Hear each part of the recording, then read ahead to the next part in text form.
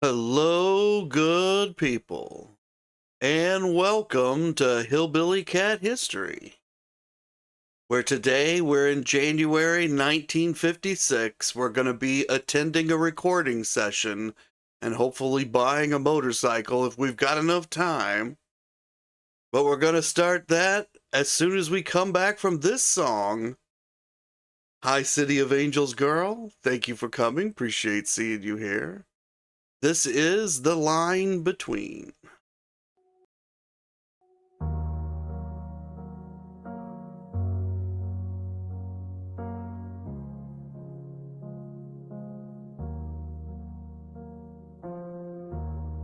I hear the static rising like a storm behind your breath. Every truth you're trying to name is shaking what we had left. You say the world's gone sideways, and I can feel the tilt begin. Two voices on a wire, and the ground won't stay still again. I'm not calling you a liar, I'm just trying to understand how the stories got so twisted between the heart and the helping hand. There's a line between us trembling, but I'm holding while I can. In a world that's spinning crazy, I'm still reaching for my friend. If the truth is breaking open, let it break us into light. Two hearts on different journeys, still trying to make it right. We built a house of loyalty, but the floorboards start to groan. Every secret that we carried now demands to be known. Say you're still my brother, but the silence cuts like steel. I'm standing in the doorway trying to tell you what I feel. I'm not trying to accuse you, I'm just naming what I see. All the shadows in the hallway where our trust used to be. There's a line between us trembling, but I'm holding while I can. In a world that's spinning crazy, I'm still reaching for my friend.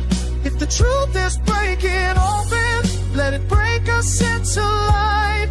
Two hearts on different journeys, still trying to make it right. I don't want to lose you, but I can't pretend I'm blind. There's a storm inside your story, and a storm inside of mine. If we meet again in mercy, let the past fall where it may. I'll be standing in the open if you choose to walk this way.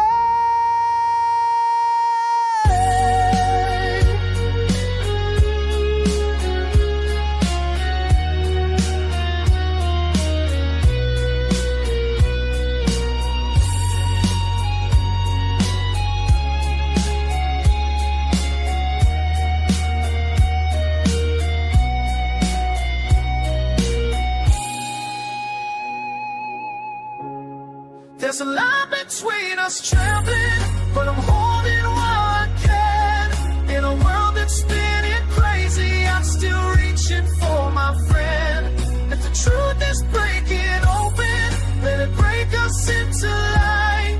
Two hearts on different journeys, still trying to make it right. Yeah, the line between us trembling, but I'm holding through the night.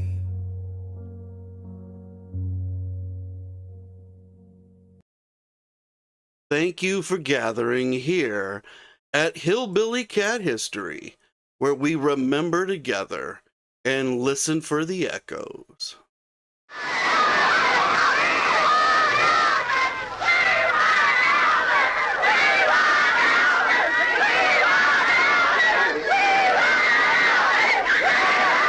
Well, hold on there, girls. Hold on. We're going to get to Elvis in a minute, but first, we've got to look at what's on the bookshelf. So let's take a look at today's selection, which is Elvis, the Man in My Backyard. And it's this book here. Elvis the Man in My Backyard. It's got a shiny front so you can see some of my monitors reflecting. It's by Shirley Connell. Shirley was a neighbor of Elvis's and a fan. She talked her parents into buying the house that was on Dolan Street. It was near Verdon's house on Dolan Street, and therefore her backyard backed up to Graceland. And you can see the side of the book here. This is an independently published book, but it's one of those large paperback formats. You can see a picture of Shirley on the back with Elvis.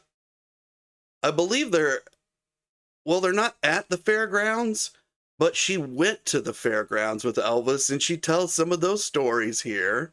She tells stories about the gates. She tells stories about the neighborhood. This is a very sweet book about Elvis by a woman who loved him.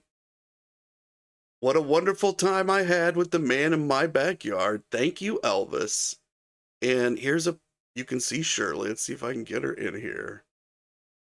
If I can remember how to twist this properly.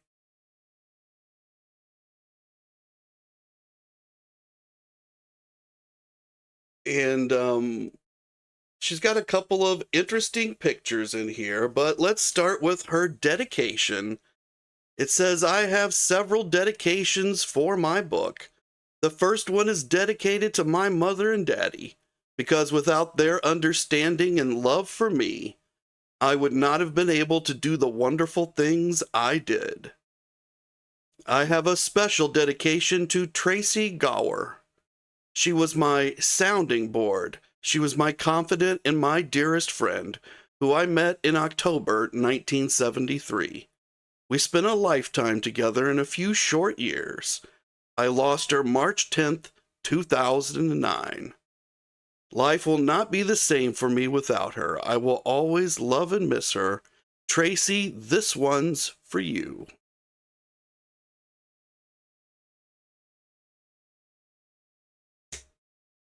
Now, she's got a lot of pictures in here, and they're not the usual suspects. These are her pictures that were taken mostly by her father. I believe that's Vester. And I'm not sure who's driving. It could be Elvis, I guess. I don't think it's Elvis.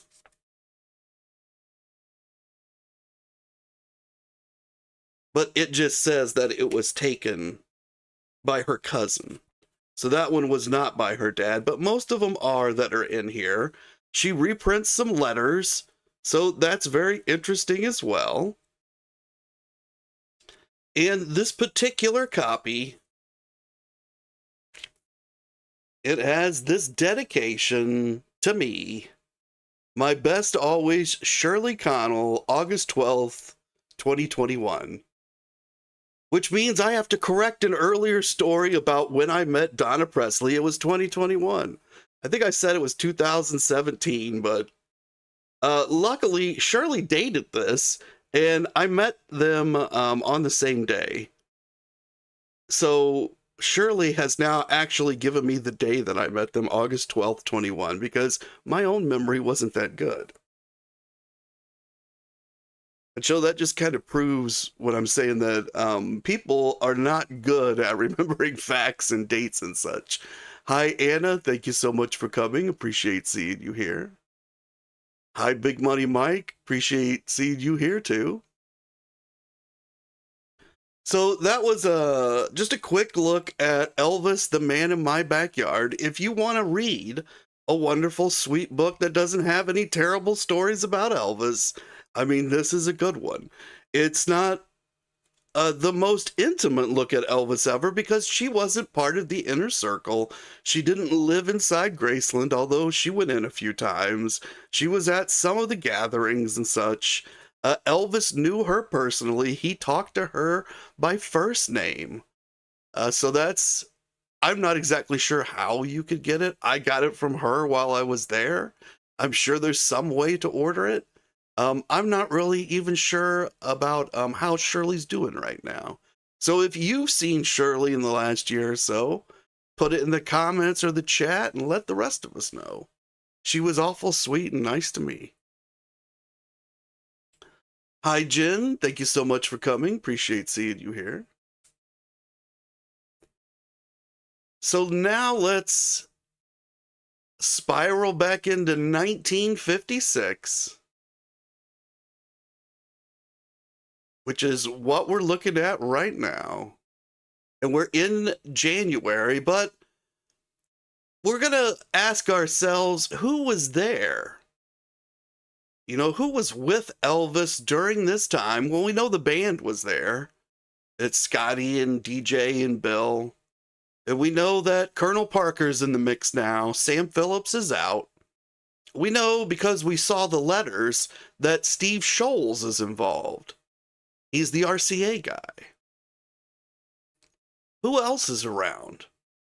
I mean, obviously Gladys and Vernon are there, but they're back at the home. And right now, that's not Graceland. From what we've seen, it's Getwell Drive, 1414. So it's not even Audubon Drive yet.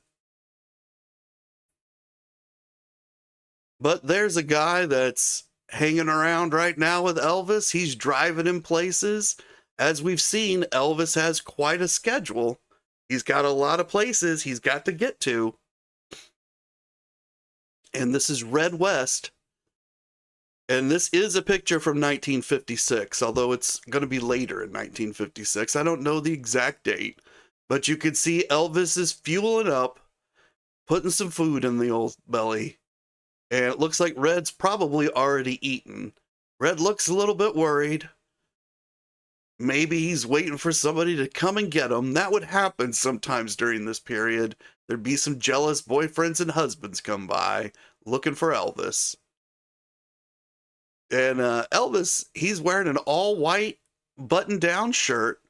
Just a plain white button-down shirt. Looks like he might even have a pen in the pocket. Almost a quintessential nerd outfit. So that's just a little bit strange for him. But he's probably wearing a fancy or a colored jacket when they're out on the road. And of course, I gotta admit, this is an AI colored picture, so maybe it's not even a white shirt. But I kind of think it is. And Big Buddy Mike is saying that Junior Smith was with Elvis in 1956. Well, he was, but I don't think he was there in January. I don't think Junior starts until a little bit later in the year when they go to New York. I got to look into that a little closer, though. And City of Angels is asking, is Junior Smith his cousin? Yeah, he's got a couple of cousins. One's Gene and one's Junior. And I do have some interesting pictures of Junior that we'll look at some point. Won't be this episode, but it'll be coming up.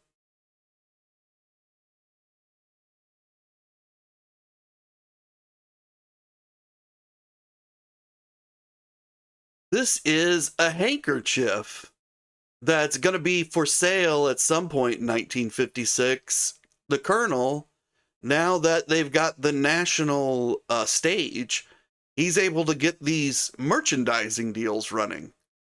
And you can see they have that perfect likeness of Elvis stitched in the corner.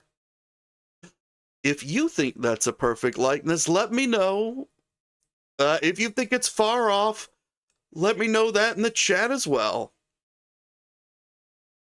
And in the comments, if you're watching on the replay. But you can see that it says Heartbreak Hotel up in the upper left-hand corner. So we're going to be looking at the recording session where he recorded Heartbreak Hotel today. So this is a little bit after that. It also says, I love you because, love me tender. It's got, I wanted you, I want you, I need you, I love you. And baby, let's play house. So this also gives you titles to a lot of Elvis's hits. You can see why people would want to pick up this particular piece of merchandise. And Jen says it does look pretty close. I guess for fabric, maybe it does. I'm not especially fond of the way they did the teeth. Now, Red West, he says about the transition in late 1955 to early 1956. He says that the Colonel offered to help Bob Neal push Elvis into areas where Bob didn't know. That old man knew this country like the back of his hand. He had traveled the route with Gene Austin, Eddie Arnold, Hank Snow. It was only a matter of time before the Colonel took over managing Elvis full time. There was no bad blood about the takeover. The Colonel didn't steamroll over Bob. It was by mutual consent. Both those men had the highest regard for each other. Elvis had outgrown Memphis as far as performing was concerned. And Red West also says 1956 was when everything took off. Everything Elvis touched turned to gold. He couldn't do a thing wrong.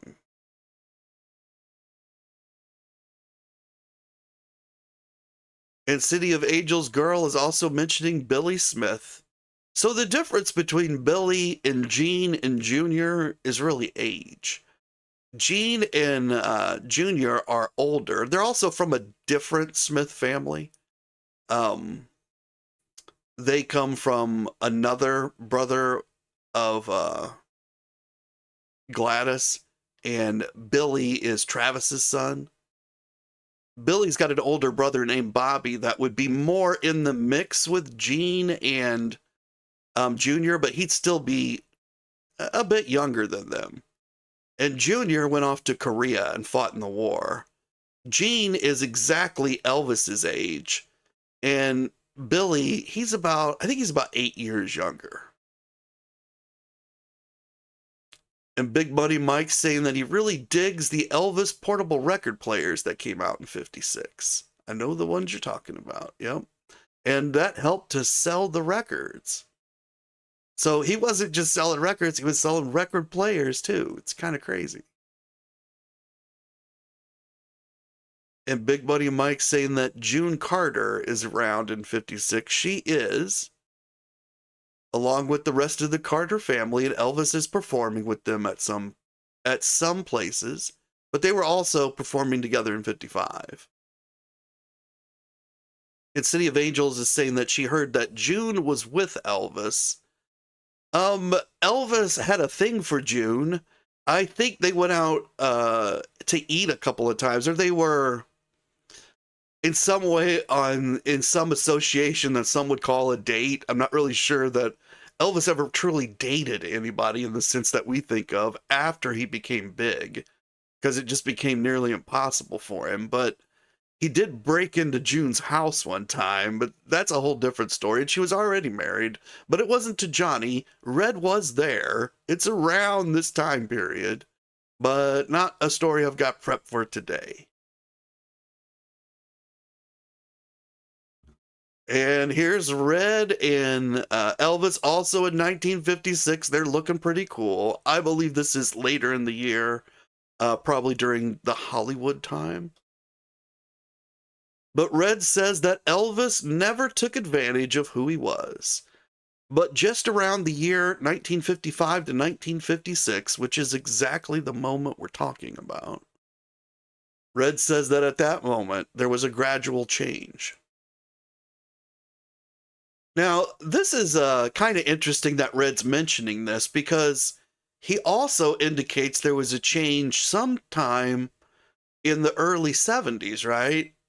If I'm understanding what Happened was all about, was that at some point around 73 to 75, Elvis changed significantly, and that's why they weren't getting along anymore.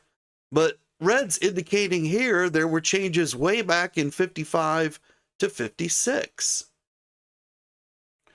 Red says that Elvis still had some pretty strict rules when dealing with women, that Elvis would never tolerate any of the guys around him cussing in front of ladies. And he would really get turned off if any of his friends dated a married lady or even a divorced lady. So I think people have taken that statement from Red and they've twisted it into all kinds of things. But I think what Red is stating is that Elvis is 20 years old in 1956 as the year turns, and he turns 21 on the 8th. And at 21, Elvis is at a point where he thinks all these other 21-year-olds that are with him, or younger, Red's really a year younger, that they should be focusing on ladies who are not married or divorced. I think we could debate the merits of some of that view, but I don't think it's a particularly terrible view for a 21-year-old to have for the men who are surrounding him, that are representing him in public, who are finding these ladies through his fame and are younger than him, that he prefers if they don't date the married ones. And then he carries that on into divorced. That's probably where we could be more debatable. I think we could all agree that they probably shouldn't date the married ones. And then Red, and why is Red concerned about this? Well, I'm thinking Red may have dated some married or divorced ladies, that they may have been on his acceptable menu, and Elvis may have said something to him a few times about, I would prefer you didn't do this while we're on the road together. Can't be sure. I can only tell you what I'm seeing in Red's words here. And then Red says things changed, of course. Elvis was every mother's dream. He would yes ma'am and no ma'am women half to death. He would always stand up when a woman came into a room. It was very natural at first. But then as Elvis got older, it became part of his patter. He really developed that professional country boy act with women. In the later years, it was no longer natural. It became his line. Now, this is so interesting because Red's saying that Elvis always treated women with respect. Always. From the time that he was young till the time that he passed away. But Red says that at some point it was no longer true. He was just putting on an act. Now, that's a really odd thing to say. Was Elvis just putting on an act when he was nice to women in his later years? Jen says that he was a true gentleman. We've read things that Elvis wrote and that he tried to get across to people, and that we've seen the way that he acted on the phone call that Red recorded, and we've seen how Elvis has treated many, many people and how they've told those stories later. And I don't personally see that he ever acted a patter that was respect for women. I think he truly respected women all the way to the day that he died.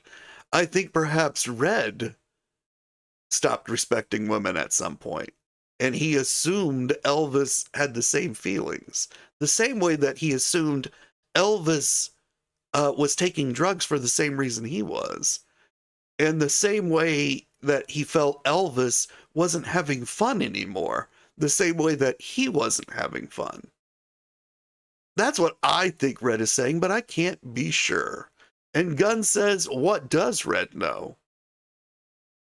Well, he was there, so we gotta at least listen to what he has to say.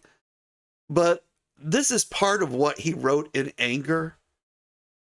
And because it does come from his book. And so it's tainted in some way. But there's truth here too. Elvis was every mother's dream. Elvis said yes ma'am and no ma'am to women. Elvis always stood up when a woman came into the room. These are all true things.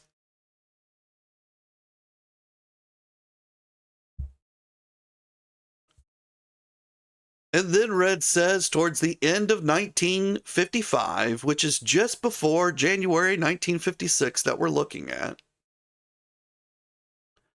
Red says Elvis suddenly found that he was one hell of an attractive guy off stage as well as on.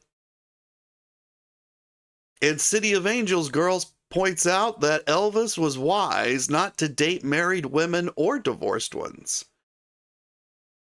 And Jen, she agrees with Gunn that there was some jealousy going on here between Red and Elvis. And I think we see that Red was jealous of Elvis right from the very first moment when they were at Humes High School together. And we saw the story that Red had a trumpet and a band, and Elvis went up with just his guitar by himself, and he stole the show. And so there's always been a little something digging there. And at first, I think it led to a lot of really healthy competition. But at some point, that competition, it got misaligned, and then it grew out of control, at least on one side. And Gunn points out that this is Red's opinion, and it was his opinion only. That's correct. That's why I'm sticking mostly to the facts of what he says, that Elvis stood up every time a woman walked in. Red acknowledges that Elvis had respect for women. He says it changes later, but he acknowledges at least that it was there in the beginning. And Pat says that this is childish of Red. And City of Angels Girl says that Red is jealous of Elvis's success, and some people will do that. They will backstab you when they see you doing well, that it's sad but true, and that even some family members will do this. Yeah, we'll see family members do this to Elvis, but it happens in everybody's family. That's correct. Happens with friends. And again, it can start as healthy competition in a friendship between, these are two competitive individuals. They're at the top of their game and they're going up and they're taking on the world together. At some point, though, Red, he begins to see Elvis as the enemy and not the same team. But here in 1955, he says that Elvis started to realize that women like going to bed just as much as men did. And one day in Memphis, we were just cruising around in the pink Crown Victoria. We came across two gals. I guess we knew them vaguely. They were more pickups than anything else. This wording that Red uses about the girls that they come across, that they're two gals, that he knew them vaguely, that means they knew who these women were. They're neighborhood women. They may have been, Elvis isn't, Elvis was at Audubon by that time. They may have been at Audubon Drive at some point. Well, this is towards the end of 55. But these are women that they know. These aren't, vaguely. They know their names is what I'm guessing. They know them by sight, apparently. And it says that, or Red says they were more pickups than anything else. So to Red, these women didn't mean anything. Now, Red assumes that they also didn't mean anything to Elvis. But I've never seen in other stories that Elvis treats anyone in a way that says that they don't mean anything to him. That he has interactions with people that are very deep, and it doesn't matter who that person is. Elvis treats everyone with respect. I've never seen him not treat somebody with respect in all the stories that we've seen. Maybe not Mike Stone that one time in the Red story, but I mean, most times, Elvis is a very compassionate and caring person. And so if they did pick these ladies up, I'm sure that Elvis, he had some affection towards one of them, at least by the time that we get to the rest of this story, which is Red says they were still living with my mother. I was still living with my mother in the Hurt Housing Project. So this is interesting too, because Red is living in a housing project that's similar to Lauderdale, uh, where Elvis grew up. So it's not the same housing project, but it's very similar. And even though Elvis is doing very well, Red and his mother are living in this housing project. Now, Elvis, he's living in a house, but he doesn't own it. He's renting it. It's not the greatest house in the world, and it's not the greatest area of Memphis. So he's not that far beyond Red at this moment. But Red is still in what we might think of as the slums. Now, these were very clean slums, the way we would think of slums today, but it's a very poor place. And Gunn says that Red assumed, and that's his own opinion again. Absolutely. And that's why I always like to point out in all of the books, it's not just Red, all of the books are written from the perspective of the person that was in that inner circle, whoever that was. What other perspective could it be written from? They're not omniscient. They only know what they know. And then they've got all these personal things that are fogging up the story. Like we can clearly see there's some jealousy here with Red. But to be fair to Red, who wouldn't be jealous of Elvis? I mean, I'm jealous of Elvis, and it's 2026, and this was 1956. And Red says, Mama, and he's talking about his mother. He says Lois West was her name, was separated from Dad.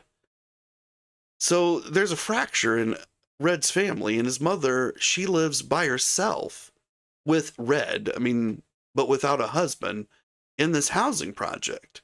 And so Red's like taking care of his mom, which is something that would have really touched Elvis, right? Like, Elvis knew that Red was living there, taking care of his mom. He knew this. Hi, Luann. Thank you so much for coming. Appreciate seeing you here. And Red says that Mama and I lived there together in the housing project apartment, that she worked during the day. Well, that day, my mama was at work. So this house was free. That's why they went back to it. And they're hanging out there, and they both go into separate rooms with their chosen lady. And Red West says, I hear this yell, this scream, this breaking sound, and a whole lot of giggling coming from my mother's room. I went into the room, and there they are, half dressed and giggling like school kids on this broken bed. So Red says that Elvis broke his mom's bed. His mom, who is living in this housing project, and Elvis is there in the housing project, and now he broke his mom's bed. Now, Red doesn't mention if Elvis pays to fix her bed. I'm sure hoping he did.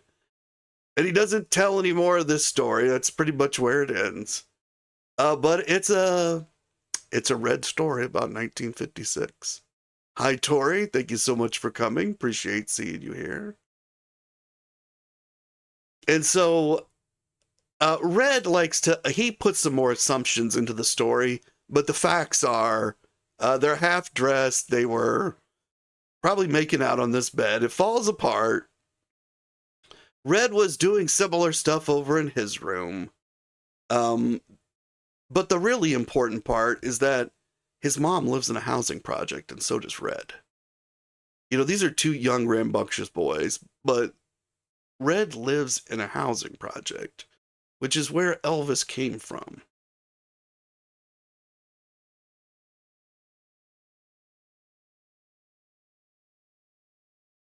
Now, here's a piece of Elvis merchandise that you can get a hold of. These are Elvis dog tags. Now, I think these are going to be available later in the year, but it's certainly a foreshadowing of 1957 when Elvis begins to, he has to take the physical, and so people know that there's a possibility he's going to get drafted. And then in 1958, well, this would have been a super hot product, right? But it just tells you at the time that dog tags were a thing. People knew about dog tags. They symbolized patriotism in a way. And the Colonel is already linking Elvis to this kind of patriotism.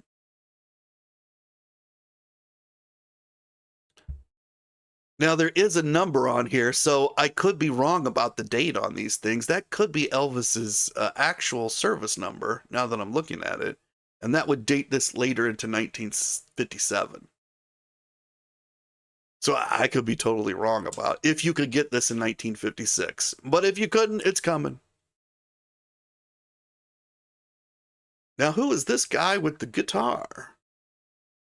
He's got a suit jacket on. He's got a shirt that does not go with the suit jacket on. It's like a checkered shirt, like a country kind of shirt. I would even say it's probably a short sleeve shirt. He's got a really nice guitar. He's got a nice haircut. He's got a nice smile on his face. Just a hint of a smile, really. This is Chet Atkins. And on January 10th, 1956, 2 days after Elvis's 21st birthday, and on January 11th, 1956, the following day, there's a recording session in Nashville. So that's in Tennessee. It's near Memphis. It's a couple of hours away. It's not Hollywood. There's no reason for Elvis to travel to California yet because he's not in the movies yet. And if he were to be on television, which he has been, that's almost all done out of New York at this point. Now, he has traveled to California for well, no, I don't think he's been on the Milton Berle show yet. So no, I don't think he's getting out to California yet. And Tori's saying that, ironically, Red's dad's funeral was the day before Gladys. Yes. And I think those two linked events were what kept Red and Elvis together for the next 10 years. Why Red went to Germany. He left for a while, and then he came back. And he left for a while, he came back. He did that constantly, but then in 1967, when they have the wedding and he doesn't get to go to the ceremony, that causes a major rift. And the next 10 years are like a downward spiral. But it's that moment of the two parents passing away that cements them together for that next 20 years.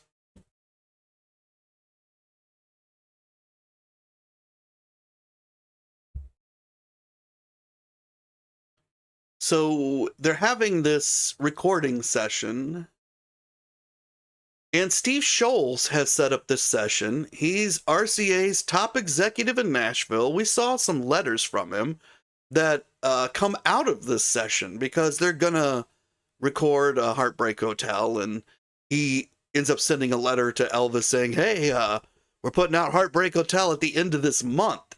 So this is January 10th and 11th, and Scholes has this product on the shelves by the end of the month, by January 30th.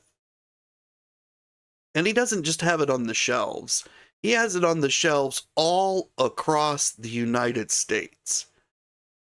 It would take this long for Sam Phillips to get the first run of records produced from the smaller units that he was using to produce the records. They would take a while to produce them, and even then they'd be in very small batches compared to what RCA is producing, and they wouldn't be distributed anywhere at that point. Sam himself had to package them and distribute to wherever they were going. RCA has all of that infrastructure in place. And so this happens almost instantaneously in terms of business. I mean, it's less than 20 days and people are buying this record. It's being played on the radio.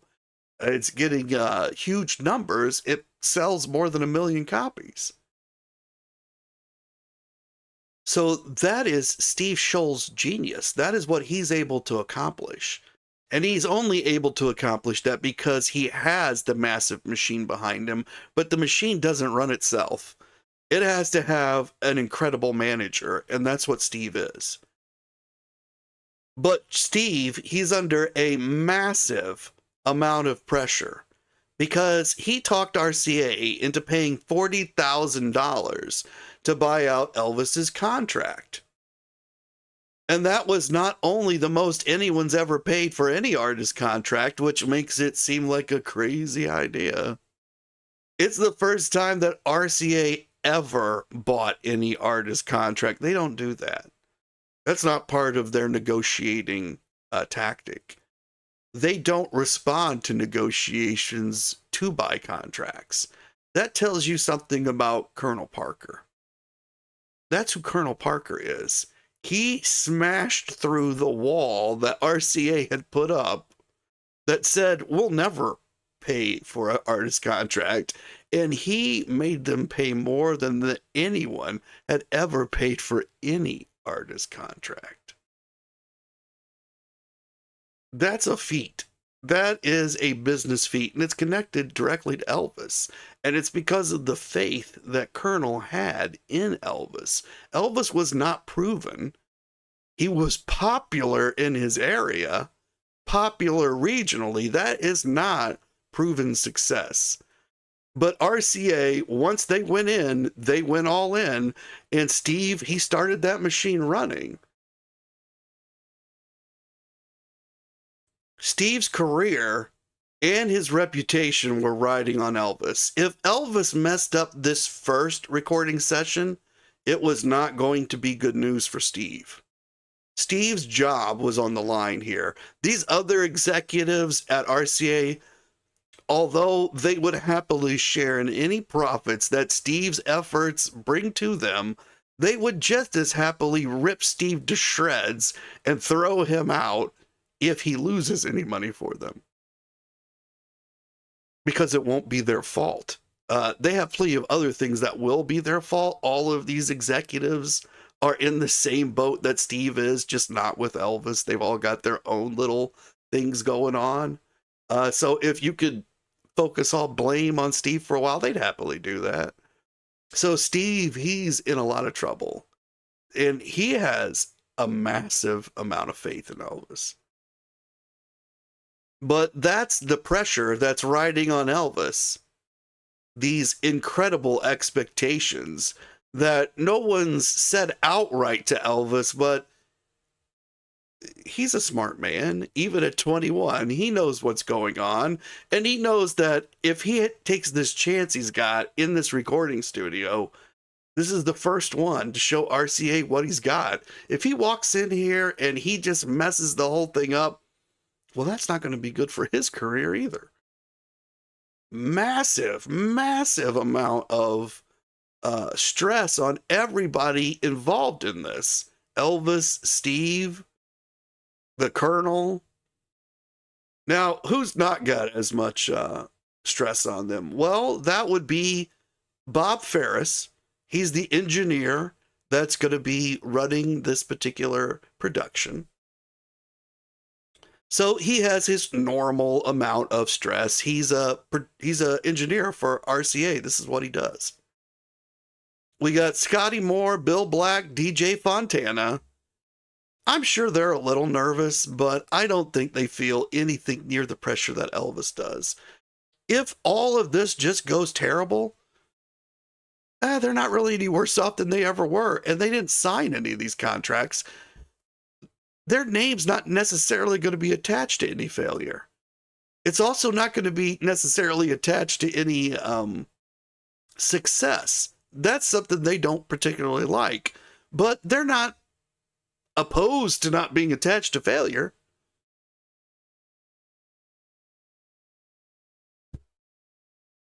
And we got Chet, who we can see on screen. Chet Atkins, like, he's the best guitar player in the world. And he works for RCA. And that's why Steve's brought him in.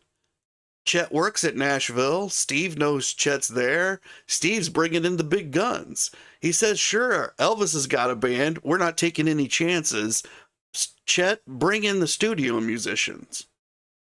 So Chet assembles the studio musicians, which include Floyd Kramer on piano. And what Chet says is, back in those days, if a guy got hot in one area, and he's talking about regionally famous like Elvis was, he says back in those days, if a guy got hot in one area, you could spread it around the country, maybe the world. So Chet's pointing out, Elvis isn't the first regional hit they've ever had. They have a certain formula they like to use, and a lot of times it might work. And it might make somebody famous. It's not guaranteed, though. And City of Angels Girl is asking country singer Chet Atkins. That is this Chet Atkins. The famous Chet Atkins. The one and only. But he works for RCA. That's how he makes his money, really. He's a studio musician. And what does it mean to be a studio musician? It means that when Elvis says, hey, Chet, you just played something, it was incredible. Can you do that again? Chet says, well, sure. And he just plays exactly what he played again. And if he needs to play that 2,000 times in a row in order to get the recording right because somebody else is getting something wrong, he can do that. That's a studio musician. Now, Scotty Moore, he pulls off incredible licks.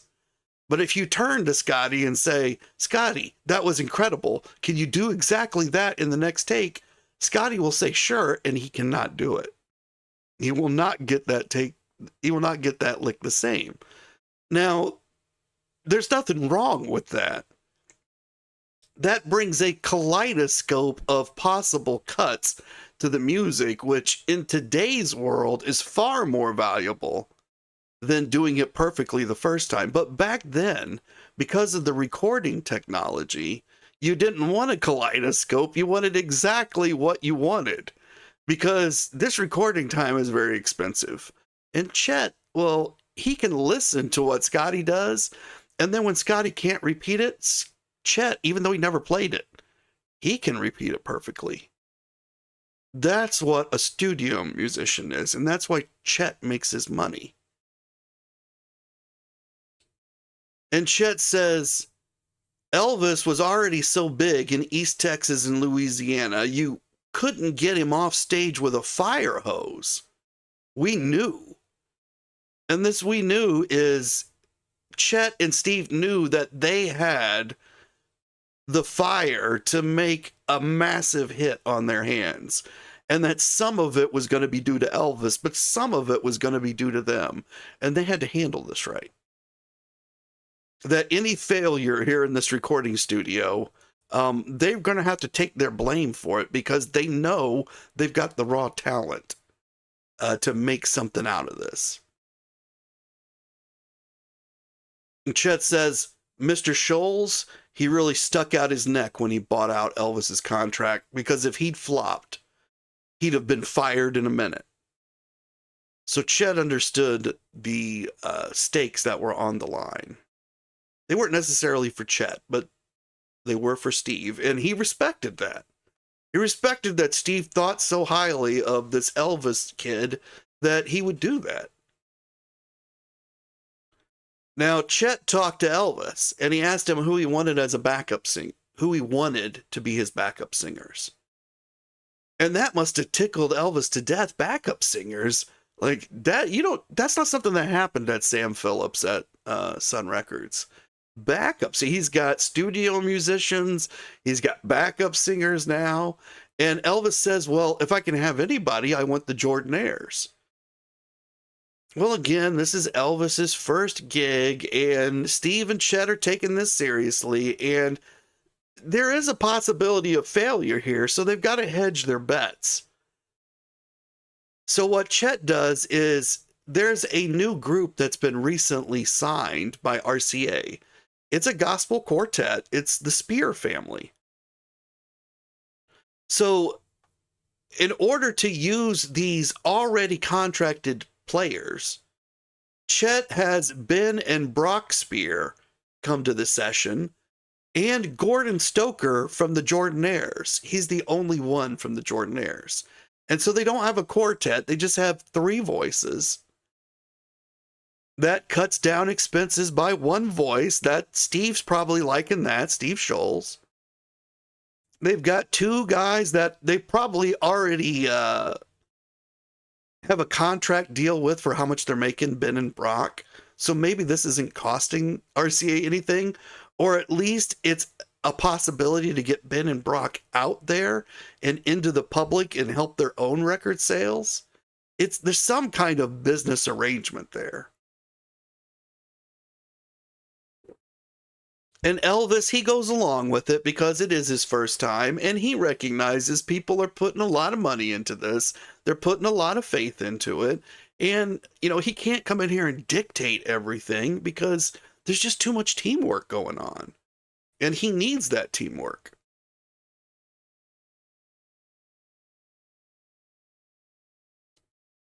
And Luann's saying that, didn't Elvis say in a conference that, or an interview, that music and recording changed a lot? It sure did.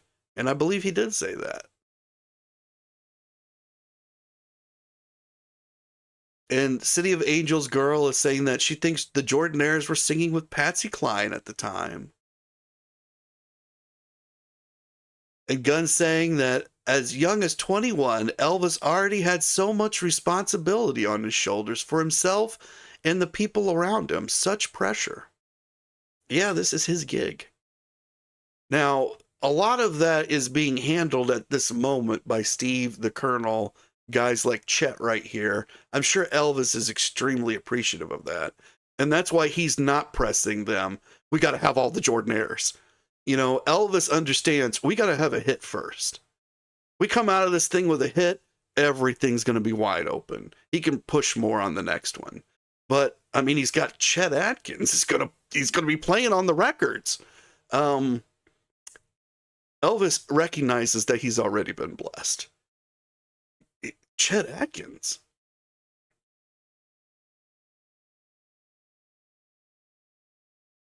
And Chet Atkins, he worked with Bob Ferris, who is the engineer on this program, to duplicate Sam Phillips' unique slapback echo effect. You know, they bought Elvis's contract and they bought Elvis's old recordings. And by the time they're recording in the studio on the 10th and the 11th, those other older Sun recordings, they're already on the market. And they're selling so well that RCA can't believe it. RCA only printed them so that they'd be able to have stock to fill back orders, but suddenly they have to do more and more runs of these printings of these older records. That's when they're realizing Steve has made an incredible find here, because they did not expect that to come from the already released stuff, and it's out while Elvis is recording this new stuff. And it's got that slapback echo effect. So everyone's going to expect it on this new record. But they didn't buy the slapback echo effect. And they don't actually know how Sam Phillips does it. They don't know. Now, Scotty Moore knows. But they didn't ask Scotty. And so Scotty is kind of amused when he looks at them and he sees what they're doing. But I don't think Scotty volunteers the information either. Scotty does talk about this in his book that he's amused, but he doesn't mention that he helps them in any way, which it feels like you would just tell him, hey, this is how we did it, right? And that way you don't have to do this crazy thing. But what they did, Scotty Moore says that Chet and Bob had a speaker set up at one end of a long hallway and a microphone at the other end. And they had a sign on the door that said, don't open the door when the red light is on. So they're trying to keep people out of a hallway so they can get this slapback effect. Now, the way it's really done is that it used these two different tape recorders. You know, and I'm sure RCA has the equipment. But that's not the way they try to do it. And eventually they phase out that slapback effect. They don't really need it. That's something that Sam did to make a bigger sound. In order to get a bigger sound, RCA just needs to bring in more musicians. They've brought in the background singers and they've already brought in the studio musicians. So they've actually already handled this slapback thing. They don't need a fuller sound.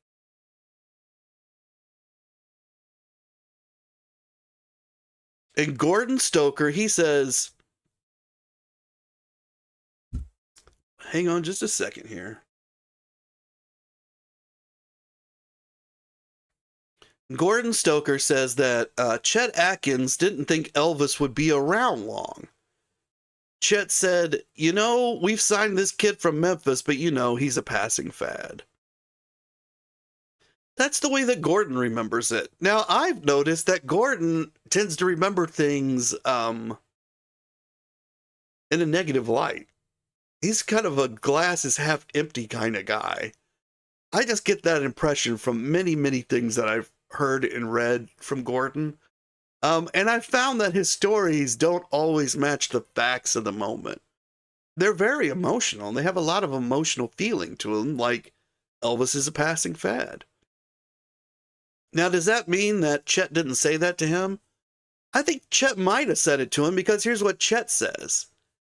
Chet says, when Elvis came in to do Heartbreak Hotel, I called up my wife and told her to come over. I said, you might not get a chance to see Elvis again. He's going to get so darn big. So my wife came, and she wasn't too impressed, I guess. And then Chet laughs at the end of that statement. So I'm thinking that maybe Chet knew that the women loved Elvis, and he brings his wife in, and his wife doesn't seem very impressed. And then maybe he's talking to Gordon a little bit after that, and he says, yeah, he's probably a passing fad. That would make total sense to me, if we assume that what both of them say is absolutely true.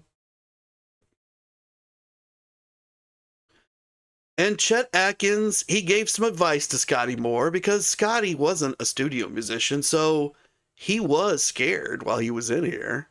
And he asked Chet, who is the greatest guitar player in the world, and Scotty's a guitar player, who wouldn't take that chance to ask Scotty or Chet for advice?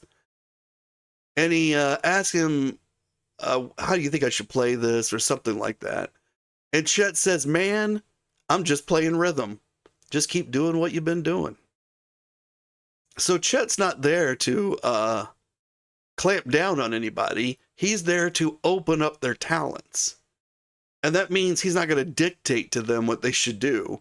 They need to bring whatever magic it is they've got in that moment, because that's what's going to make the money, or make the song a hit, and then that's going to make the money and make everybody a success. But that's where we've got to leave it today. Big Mike is saying that they kept the studio dark while recording. Well, then how did they get this picture, Mike? Well, I'm just kidding. This is August 14th, 1956. But it has all the people in it that we're looking at today. We don't have any pictures of January 10th. So we're going to be looking at this in the next episode of Hillbilly Cat History. And until then, I'm going to leave you guys all with a song. And this is a song about a very special night that Elvis sang his very last night at the Hilton Hotel in 1976. You all keep on taking care of business. Thank you so much for being here today. This is I Was There.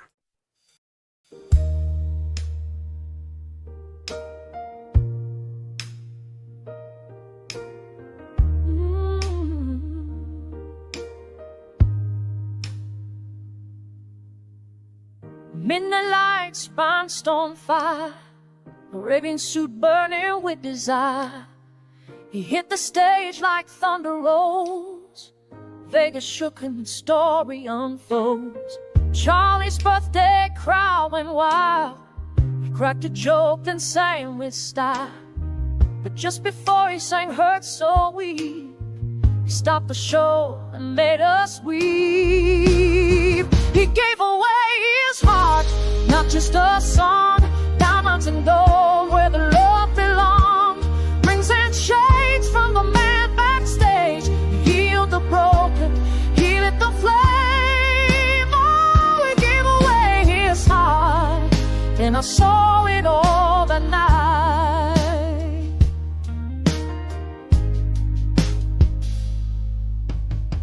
Back in hand, the man stepped near. Elvis smiled, the crowd could hear. Thanks to you, we raised the light. 17,000 hearts took flight. Then back behind the velvet door, he gave away a little more. A music ring, a boxcar shine, a suit that held a sacred time. He gave away his heart, not just a song. Diamonds and gold, where the love belongs.